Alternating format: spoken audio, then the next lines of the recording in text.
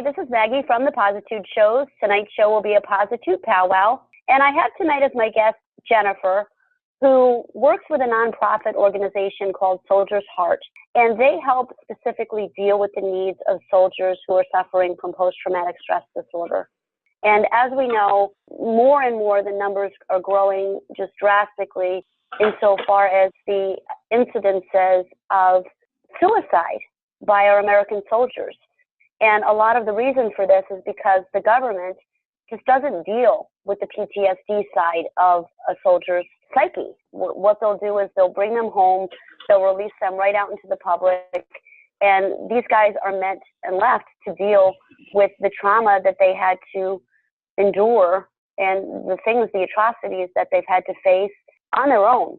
This organization, when I found out about it and started talking to Jennifer, really touched me because it's doing very positive things to help our veterans deal with their post-traumatic stress disorder in a way that's holistic in nature, it's spiritual in nature, and they're not being given pills or, as the government's experimenting with now, possibility of inserting a chip into the soldiers' brains to nullify their emotions, to devoid them of their emotions rather than to talk about their trauma, deal with their trauma, get it out and heal it in a holistic manner. That's why I feel this organization is doing wonderful things to help our veterans. And in the course of this interview, Jennifer will share with you some of the stories that will relate to her by some of these soldiers. And you'll get a little bit of an insight of what these guys have to deal with on a daily basis, the horrible situations that they've been placed in, and hopefully develop a better understanding and more compassion. And so here we go. I'd like to bring in Jennifer. Jennifer, are you there? Yes, I'm here. Thank you for having me. Thanks for joining us today. I'm really, really excited to talk to you. Thank you. First, to get started, how did you get involved in this organization? I had a good friend about 6 years ago. I've known for quite a while, at least 20 years. Kind of cycled back into my life.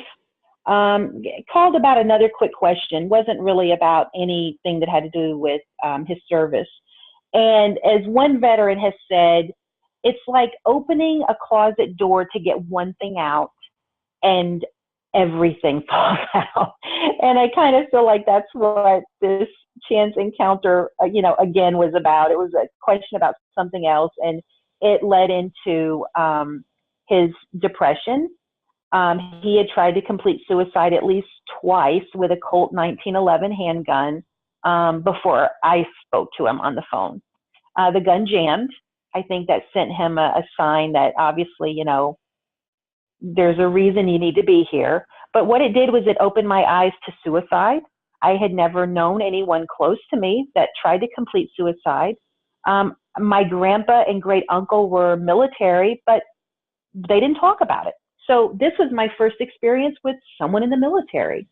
I couldn't understand why such a beautiful man with so much going for him. I mean, an MIT graduate, an engineer, very successful business, gorgeous daughter. I believe she was, not even a teenager yet. Marriage was in shambles. That was gone. And I couldn't figure out why. There were no physical, he had symptoms.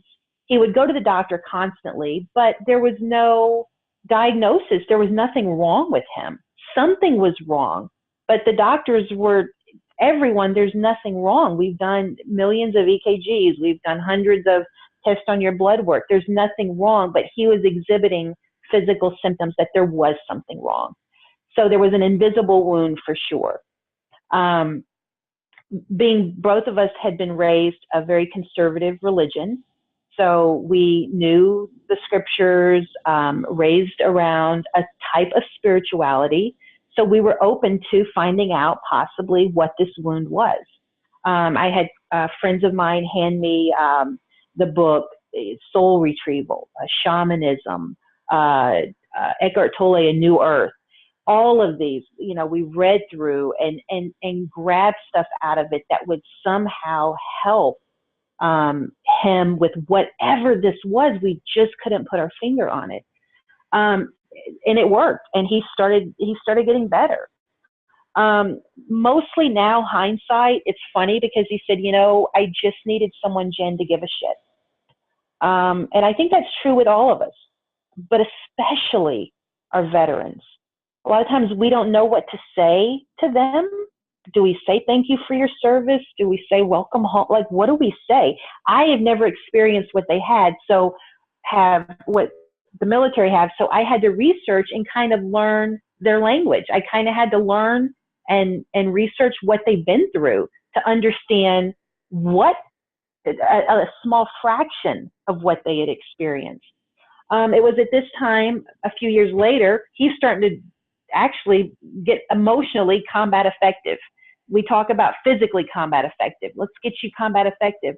He was not emotionally combat effective, but I saw him start to become that. A friend of mine handed me the book. A lot of my friends, I talk about everything I was researching.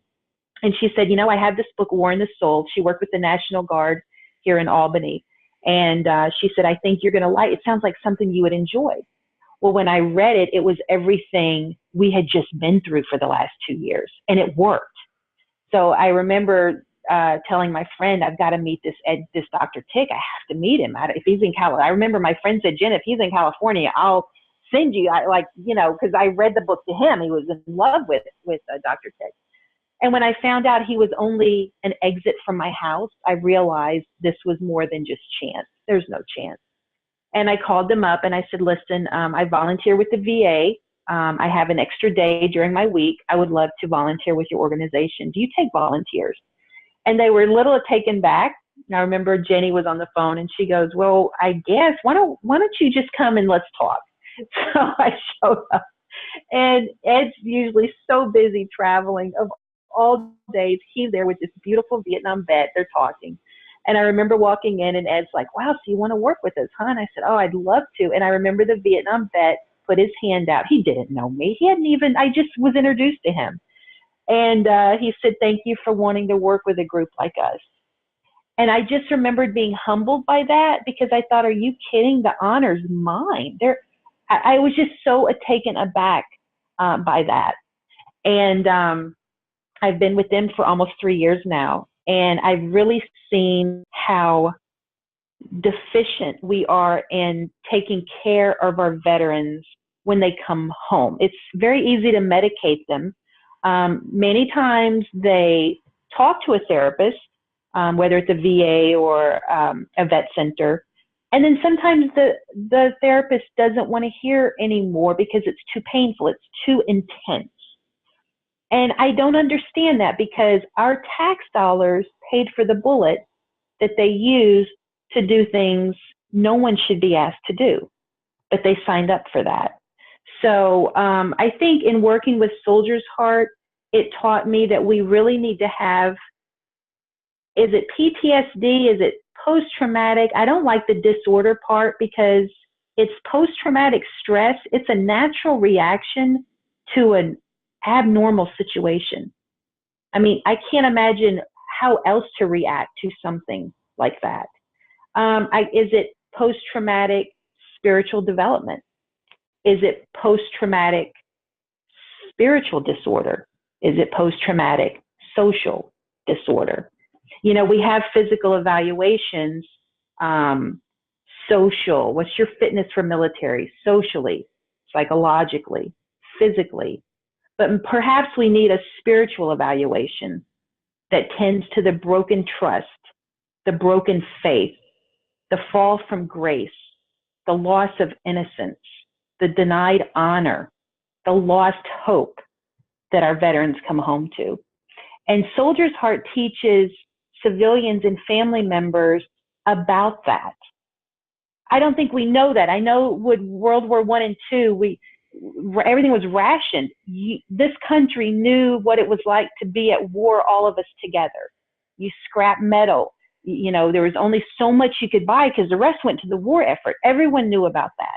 Today, the military is less than 1% of our population. And when they come home, there's such a disconnect. While they've been gone to a war we don't see, we read about it, we watch it on the news, but we don't see it. We did on 9/11, it came here, but we don't see it. We're busy at Starbucks or getting our hair done or having dinner. So when they come home, talk about culture shock. That's culture shock for them. I can't imagine standing in line at a coffee shop, hearing the normal conversation you and I have, knowing you just came a few days or weeks ago from a land where children were set on fire and you had to make a decision what to do. You know, maybe it's a hut and the women were put in one and the children were put in another, and they're running for their lives, and you're tracking the bad guy. Your job's to get the bad guy. You're doing the right thing. And you come across that. No one's coming for them. What do you do? I think that's more of the moral injury is, what do? You didn't sign up for that. That little girl running out on fire is your daughter's age. That little boy is your son's age.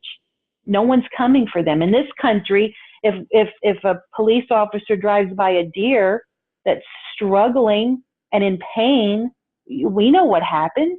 We know what he has to do. Do we ever think of what our men and women decisions they have to make over there that they did not sign up for? Or maybe going to a European country where there's, a genocide, where there's the cleansing, an ethnic cleansing, and there's a 12-year-old little girl that begs you just to kill her because she's been raped so many times. I can't imagine that. But that's part of some of the trauma that our men and women see, and we need to honor that sacrifice they've made by hearing their stories. It's uncomfortable and it's icky, but I think that's the least, Maggie, we could do for them.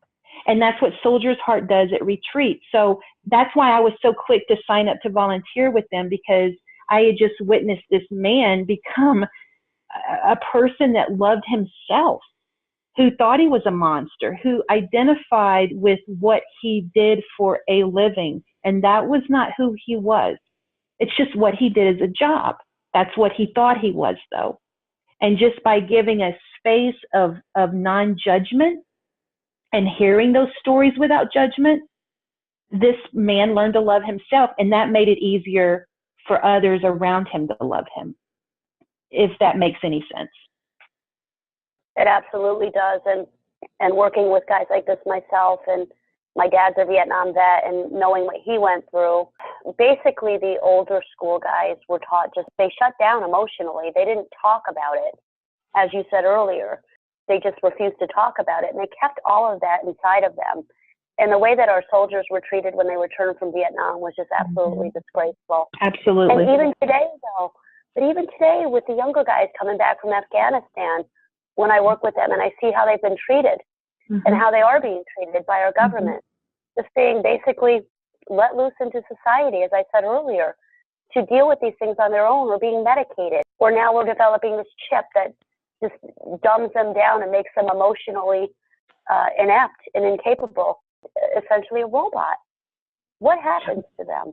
Even the incidents of the way that our country, how many homeless vets? I just worked with a guy last week that has absolutely nothing. He's a helicopter pilot, right? And he's not given a place to live or a roof over his head after he's served our country faithfully. And instances like this are what absolutely kills me. It breaks my heart. And to see these men and women returning and being put in situations like this where they have no avenue for support. I know that the two that you spoke about earlier are actual cases that you had encountered in soldiers that you worked with. They're not allowed to talk about it. They're not allowed to tell people what they saw or what they went through. And so how do you heal that? Well, it's not so much what they're not allowed. Our veterans still protect us when they come home. They remember, there was a therapist at a particular VA. I love my VA. I do see the wonderfully good. They do help the homeless in Albany. I'm not dogging the VA. I do know there are therapists, however, that do not want to hear these stories. It's too much for them. So what do we expect? I'm in school full time right now. at UAlbany to get a degree as a psychotherapist to work with our veterans the way Soldier's Heart does. I can't imagine coming home and not being able to talk about what I learned. This is so much a part of the fiber of who I am. I can't imagine someone telling me, you know what, Jen, enough's enough. I don't want to hear about it anymore. I can't. That would shut me down. So as a society, we have to be educated to listen to their stories. It is not enough to put a bumper sticker on the car. It is not enough to hold a parade twice a year. We need to do our job as citizens and say, I do want to hear your stories, because you know what? There's a lot they can't talk about. There is a lot they can talk about. But if they have people going, whoa, whoa, whoa, whoa, whoa, is it sad? I remember having an article I wanted to share with someone, and she's like, I said, oh, your dad was a vet. Look at this article. Is it sad? Yeah, it's sad, actually. It's actually sad, but that's the least you can do. So I would like to see us as a nation on Veterans Day, and I know Dr. Tick talks about this, having 2 minutes of silence for our veterans. That's what I'd like to see. I would like to see us take responsibility as citizens, whether you are for the war or you are against the war. That money that comes out of your check every week is being used to put bullets in guns of loved ones that we've sent over there. We have to take responsibility for that and say, you know what? I share that guilt with you. We need our government to take responsibility and say, you know what? I share the guilt in what you have to do, or I share and honor what you have to do so I don't have to do it. At least take some responsibility off the shoulders of these men and women that come home and they suffer in silence because they don't want to burden us with the stuff they had to see. Well, what did my guy say? To give a shit. I would like to see our older veterans. I would like to see, let's see, what would we call it? We would call it a veteran service corps. You know, you take care of your buddies. That's what's so sad for them when they come home, is you're in a foxhole with someone who would give their life for you. They would willingly give their life for you. And when they come home, to find that type of loyalty, it's very difficult for someone to say, I would give my life for you.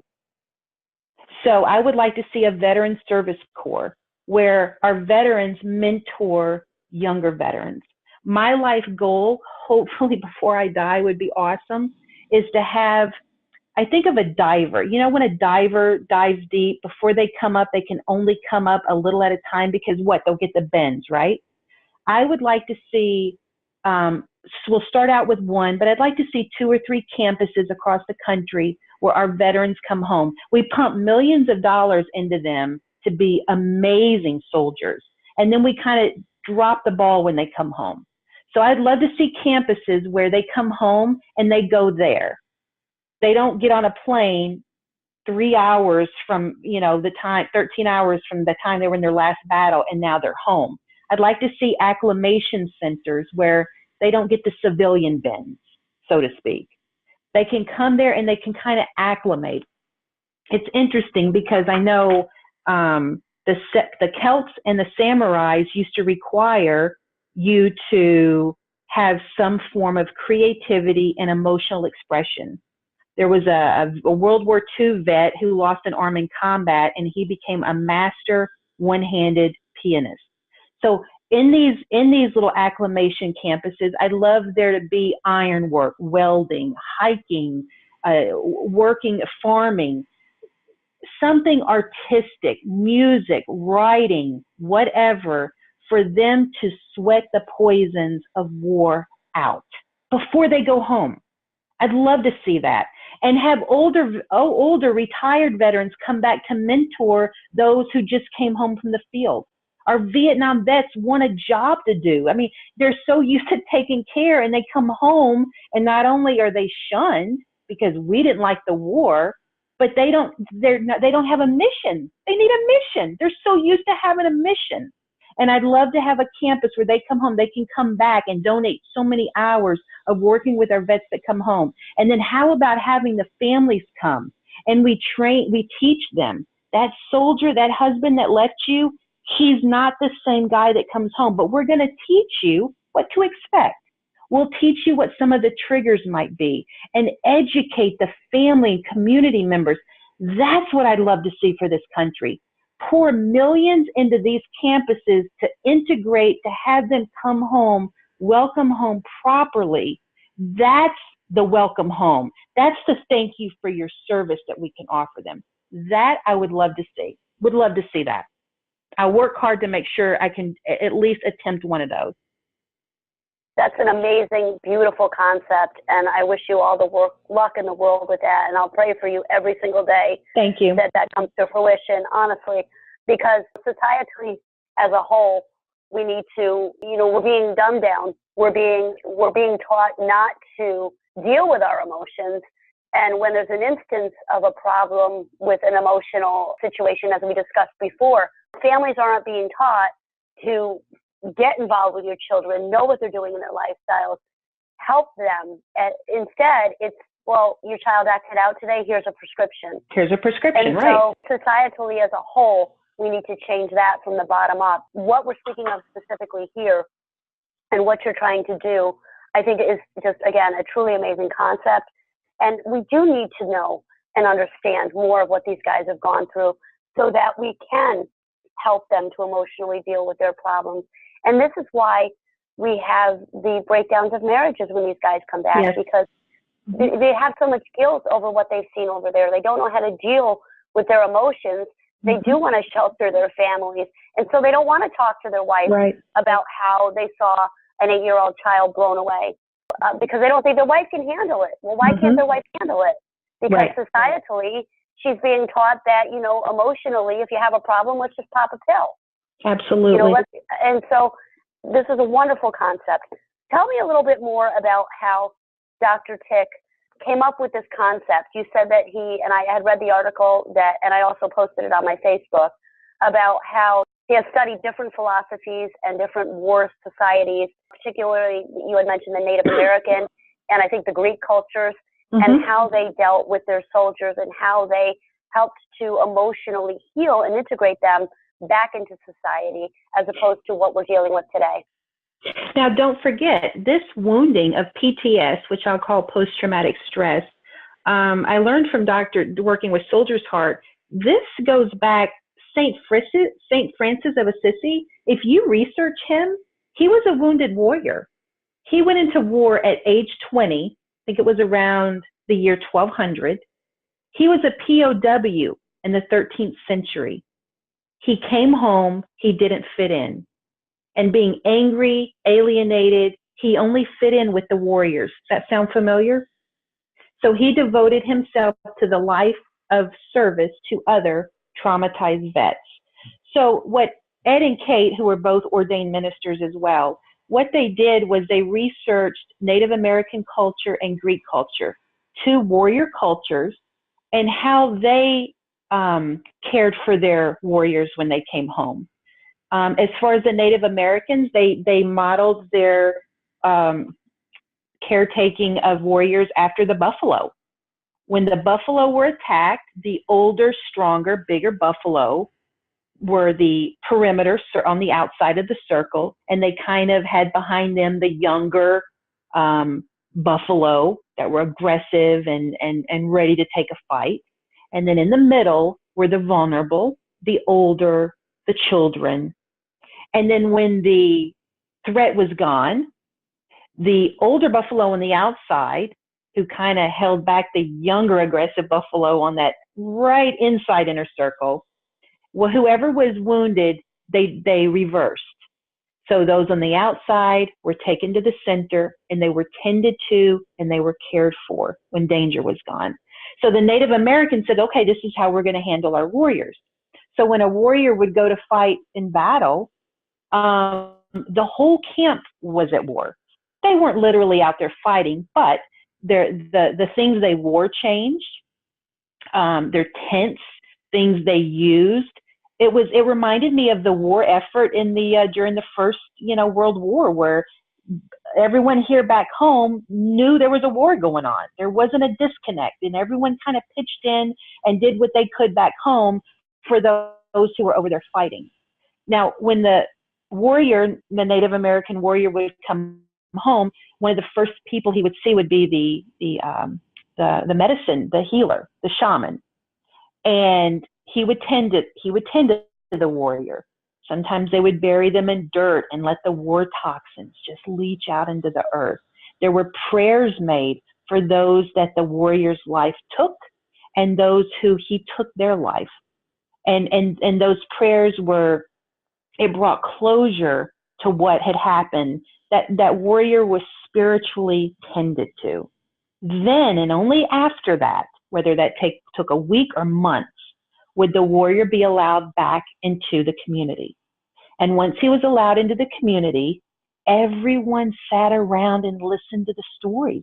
The children weren't put in a safe space. Everyone listened. Everyone listened to what this warrior did. And the honor and respect showed to his stories. I can't imagine how that would have made him feel. I think about how our Vietnam vets came home, if they had only come home to something like that. I can't imagine. And then that was it. Then the children knew what it was like to be a warrior. You only fought when someone came to hurt you or your community. You didn't just go out and fight people. You did it to protect your community. So that's what these young ones knew. And they knew one day they might have to be that, but that there was a community participation in welcoming this warrior back. Same for the Greek culture. You had Ares. Ares loved battle, delighted in the slaughter. You had Athena. Athena was the goddess of wisdom, the arts, civilization. She only used war to protect civilization. So that's pretty much the basis of the retreats that Soldier's Heart has. 4 or 5 times a year, we have a retreat coming up at St. Thomas Seminary in April. We have another retreat in Massachusetts the end of May, and we have a moral injury one in October. That's what happens at these retreats. There's community members. There's someone who said, I used to love this guy back in the 60s and he fought and I'm not with him anymore. What I want to understand what happened to him. There's a girl who says, my grandfather fought. I want to understand. We have military. We have people who dealt with sexual trauma in the military. Our female veterans. Military service members who just can't move on, like the guy, my friend. There's something there. They look together, they look fine, but there is an invisible wound there that medication and, our normal prescriptions for dealing with PTS is not addressing. And that's what we do at our retreats. And I have to say, if you ever go to one of these retreats, you'll never be the same. I've never been the same. I'll never forget on one day, the civilians, we leave the room, the veterans are there. We come back in 15 minutes later and Dr. Tick has asked the veterans to put red tape on a wound that hurts them. So some put the red tape on their heart, some put the red tape on their head. Some actually are amputees and have missing limbs, and they put the red tape there. As a civilian, you walk back in and you're asked to look at that veteran and just stand there and pause at the sacrifice that veteran, male or female, took, the hit they took for you. And that is the most sobering, uncomfortable, life-changing event I've ever been to, ever. I mean, there's no parade that will do what I witnessed on that retreat. And then we're asked to go around the circle again and take a piece of the tape off of them and put it on ourselves. And that is us as civilians taking responsibility for that injury that vet or active member military service member took for us. And then we're asked to take the tape off of us and put it on the wall where there's the map of the United States, and that's representing the country taking responsibility for that wound you carry. If I could just tell you how amazing those veterans and vilified they feel, the honor that's given to them, it's like someone gives a shit and is willing to go there with you. And that's why I'm in love with the work. That's why I volunteer and will do as much as I can with this small organization to get the word out, to lower the 22 suicides a day within our military community. It's interesting. Dr. Tick has made 18 trips to Vietnam annually, and he takes back veterans who want to go. The Vietnamese people have very little PTSD. Their whole nation was at war. They had to heal together. They let go.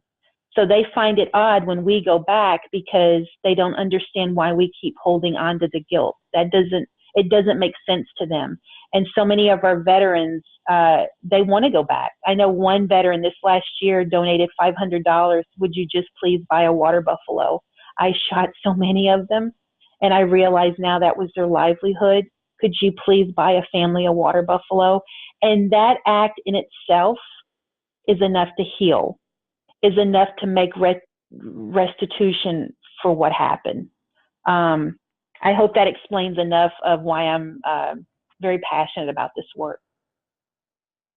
Absolutely, and very eloquently as well, I might add. Thank you. You're welcome, more than welcome. Again, I appreciate you and your work and the work of Dr. Tick. Would you mind sharing with the public? So many of us don't really understand specific incidents of what these men and women have to experience over there and why their trauma runs so deep. Would you mind sharing some stories that were shared with you as to what some of these soldiers had to go through?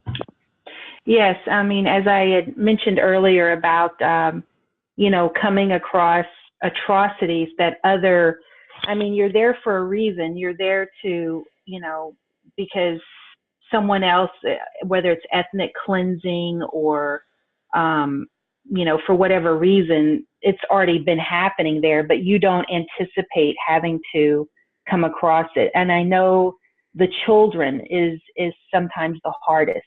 You go into a room or there's been and you enter a building, and let's say you had to get into the building. And a lot of times in those other countries, they'll put the women and children, where the blast is going to be. And then when you go in, when you have to see that wasn't your intent. Your intent was to, get the people causing the problem. And when you walk in and see because of what you did, a child, possibly your child's age, or a woman, who was raped and killed. It wasn't due to anything you did, but to see them have to kind of take the dead and bury them right away, because I know in other cultures, when someone passes on, the family has to bury them right away.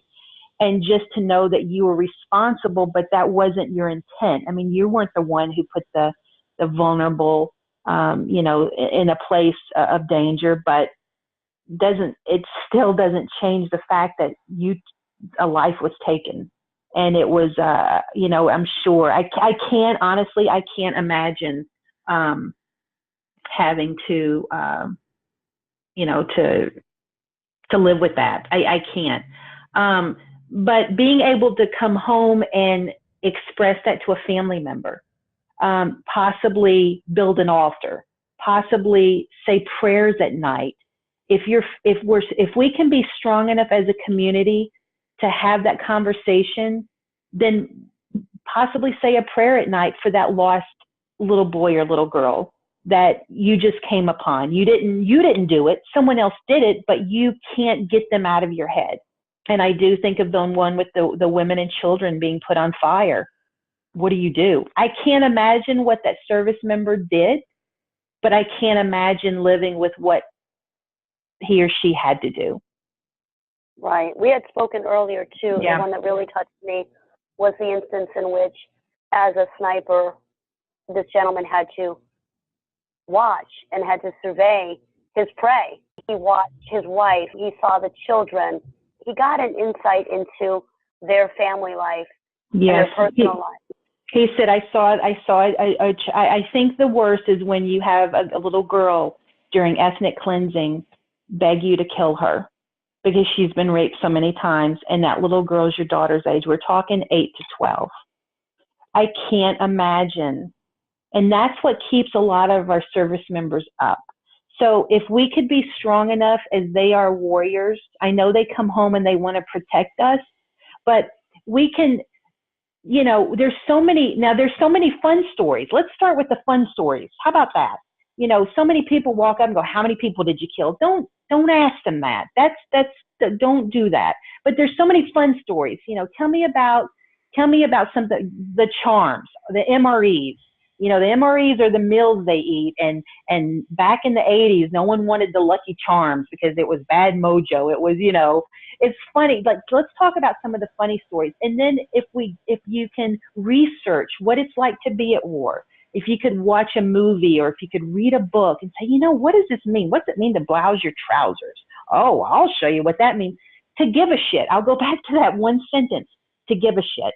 And then what that might do is it might open up a door where if they do have that heavy moral injury that's weighing down on them, if they know it's safe and you're okay with them telling you, they'll tell you. And hold that space. Hold that sacred space as a spiritual person that possibly you can do. Maybe even going to a confess wouldn't have the power as much as a human, another human being in a spiritual way, holding that space and hearing a story like that. And possibly in prayer, pray for that person. That would do more than 20 bottles of Xanax. That would do more than chewing Klonopin and downing it with alcohol by just doing that. I know my friend, when he comes home, the first thing he does is go to the ocean and he washes his hands in the ocean. Wouldn't that be nice if, as a caregiver, a loved one, a spouse, a father, a mother, go to the ocean and do that? You don't even have to talk. You don't even have to hear what happened, but do that ritual, washing your hands and putting that like somber, sacred, just something as simple as that. But they're coming home a different person. They're still that loved one, but don't forget, they've been reassembled because they have to reassemble them. They learn a new language in boot camp. They learn they have to, or they wouldn't survive. So can we educate ourselves about this new person coming home? That's all. And learn to navigate their world. I think that's what my mission in life is to help educate the rest of us. Open up that conversation. It's icky. It's like being a parent. No one could ever tell you what it's going to be like to be a parent. The diapers, the hurt, the pain, but you do it because you love those children. I'm asking all of us to do the same thing for our veterans. It's not pretty sometimes. It's icky. We would never do that, but guess what? We weren't asked to do that. They did that so we wouldn't have to. But be a witness to those stories. Yeah, that's Symbolically, when you spoke about that, the first thing that popped into my mind was Jesus washing the feet of his disciples. Absolutely. And showing, that's what I've got chills because that's what jumped out to me. Yep. Showing the compassion, the caring, loving that person like you love yourself, right? So can we spiritually wash the feet of our men and women when they come home? Absolutely. And that's not a pretty job. I've seen some funky toes, and that ain't a pretty job. But could we do that for them? Absolutely. And also, too, what a lot of people don't realize, and what I've learned working with veterans and soldiers, and I know that you have as well, is the personal traumas that they face inside the armed forces themselves. Yes. Just soldiers among soldiers, the instances of women who are being harassed and raped, and men that are being harassed and raped. Yes. I know that Ed addressed that in that one article. It's it's all encompassing. It's not just a matter of what they have to deal with fighting the enemy, but fighting inside the service that they enlisted, in the country that promised to protect, they're being violated inside those organizations as well. Can you speak a little bit about that? And they're not being, it's so interesting you said that. I remember meeting a nurse. Now, imagine this. Beautiful woman, mother, 20 plus years military service as a nurse in Germany. So the men that landed on the table in front of her still had dust from Iraq and Afghanistan on them. Imagine that. Legs coming off, arms coming off, blood everywhere, screaming, asking for their parents, their spouse, their loved ones, please don't let me die. And when she came home, she had to fight for her PTSD. What's the word I'm looking for? Her disability pension. Her disability, yes, all of that. She had to fight that. She was suffering from, they said it's not PTSD because you didn't see combat. Now, at a retreat, this woman was surrounded by Vietnam vets at the last day of the retreat that circled her. And in addition, did I mention possibly, probably, most likely also suffered sexual trauma? These vets, she finally got her PTSD rating, so she got benefits, thank goodness, that she even had to prove to them she had PTSD. But these veterans surrounded her, and one of the Vietnam vets gave her a flag that he had woven of the Vietnam colors. And he said, you saw more combat than we did. And they said, you're one of us. And we all lost it. And it was the healing, it was the confirmation she needed to hear from these hardened vets who did see combat to tell her, you're one of us. It's okay, you're one of us. You know what? You probably saw worse than we did. So absolutely, you have, think about it. It's interesting when, I believe it's, especially with our female vets, our male vets, and I didn't know this, I had to learn this, but our female vets, when, let's see if I can find it. I had so much written down to say. When men become warriors early on in life, it's easy for them. It's easy for them. Women have a loving archetype. Their warrior archetype kicks in later in life. They become okay with taking life midlife, but early on, we weren't made to be warriors. I mean, you know what I mean? So yeah. So think about early on, females have more of a loving archetype, and that warrior archetype kicks in as they get older. Think about our 17, 18, 19-year-old female combat soldiers. And then hopefully, I know as of a year or two ago, they didn't get combat pay. They saw combat, but because they were women, they didn't get the combat pay. And yes, then let's talk about the sexual trauma that happens to our men and our women. Let's talk about, maybe being ordered to do something is not right. And if you disobey, you might not come home. You might be fragged. So you're absolutely right. There's more to these, and these might be stories our veterans cannot talk about. So you're absolutely right. The more we can, research and read and movies and whatever that we can do, it kind of opens our mind to their world, to what will be coming home to us. Yes, you're absolutely right. Thank you for bringing that up. Sure. I know that the articles that I've read that you provided to me, and from speaking to you from personal experience, so many of all of these guys are helped and at least somewhat healed. And that to me is it's just wonderful to see. Can you give me a specific example of a case that you had? What is the case that you're most proud of? I'd have to say my best friend. I have to say having a picture of him riding a bike As simple as that is, finding delight in something like that. I mean, we take that for granted, but you get so consumed with taking care and taking the bullet for someone else that when you come home, you don't know how to take care of yourself. So to see him take a picture of a butterfly, to see him decide I'm going to go gluten-free, I'm going to take a yoga class. I laugh because he burns incense with a blowtorch. I'm like, I think we're defeating the purpose here. But it's okay if that's what you want to do. And it's funny because he would go, this is great because I know my gas mask is on tight if I burn incense and I can't smell it. And I just laugh going, wow, I really don't think your ancestors are completely happy with how you're choosing to use incense, and that's completely okay. But to see him just learn to love himself.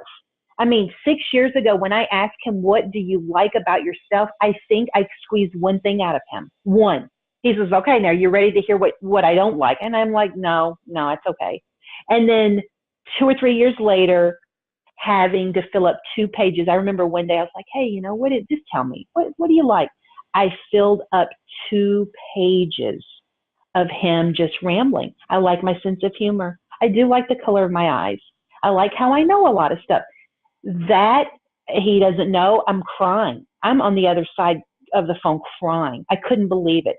That is the most successful story. And I knew if this helps him, there are men and women out there that this will work for.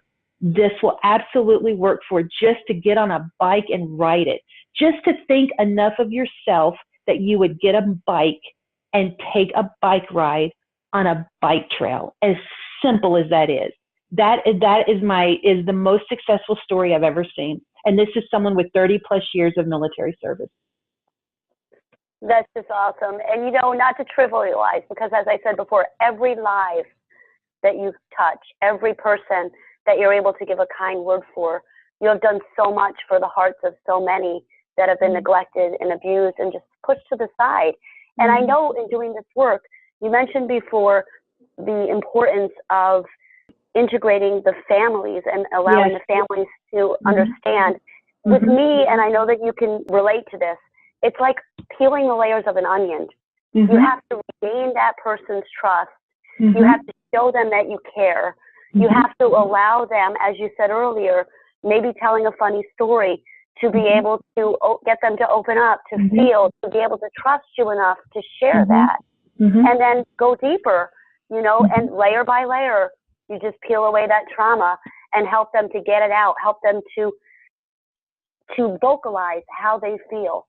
And, in watching the pain on their faces and watching the emotional release there and giving them something to look forward to, positive things, is just so important. And if we could all just take 2 seconds out of our day to see that guy with the Vietnam hat at Walmart and say, yeah, I do believe it's important to thank them for their service and thank them for their loyalty for their country.